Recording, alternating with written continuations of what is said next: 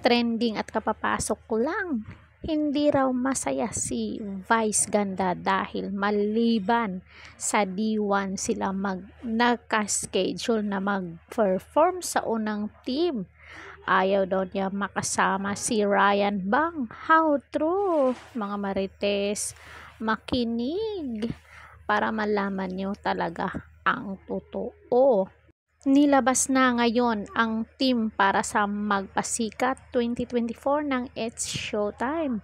Inabangan nga ang Magpasikat ngayong taon dahil ito ang unang pag-air nito sa GMA7 na sakto pa sa 50th anniversary celebration ng show, kaya tiyak na magiging pasabog ang bawat team.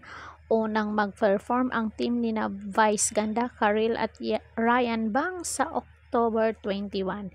Hindi nga raw masaya si Mimi Vice dahil maliban sa day 1 sila nakaschedule mag-perform kung saan hindi kataasang score ang binigay ng mga hurado sa unang team. Makakasama pa nila sa team si Ryan Bang. Bakit? Pag nandyan ba sa team si Ryan Bang, matatalo kayo? Mimi Vice? Biro niya, ilagay niyo ang sarili ninyo sa posisyon ko. Grabe naman to si Vice.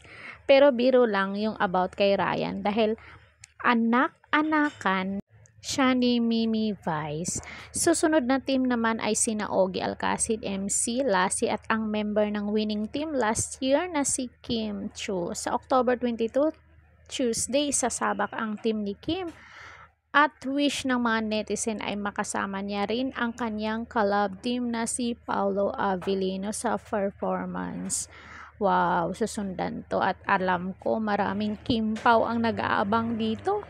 Perfect nga na magsama sila sa Magpasikat performance dahil sa buwan ding yun ipapalabas ang unang movie nila Kimpaw Love Team, ang Love Will Make You Disappear. Ikatatlong team naman sina Bong Navarro, Ami Perez, Ion Perez na isa sa miyembro ng winning team last year at si Darin na magpe-perform sa October 23, Wednesday. So kabang-abang to.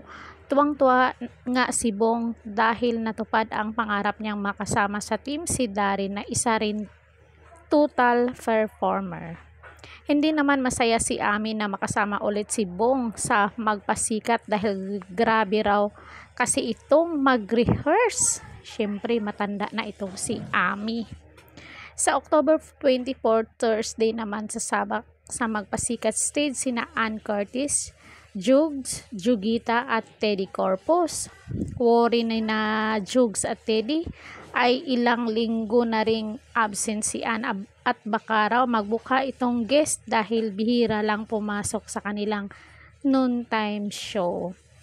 Busy nga kasi si Ann sa kanilang endorsement, movie at teleserye. It's okay to be not okay na kasalukuyang nagtitiping sa Visayas. Huli naman ang grupo ni na Jug, Hilario, Jackie Gonzaga at Sian Dominguez na mag-perform sa October 25, Friday.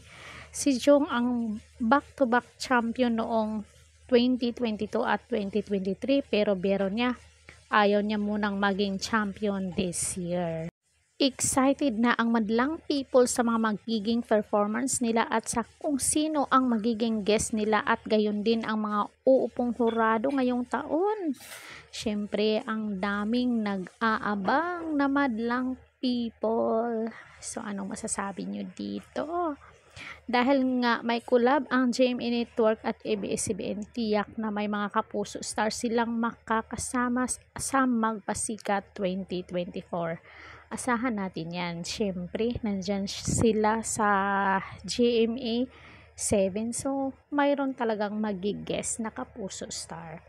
So, comment down kayo dyan kung ano ang naging pahayag nyo dito. Don't forget to like, share, and subscribe. Coridad Official TV. Hanggang sa muli and thank you so much.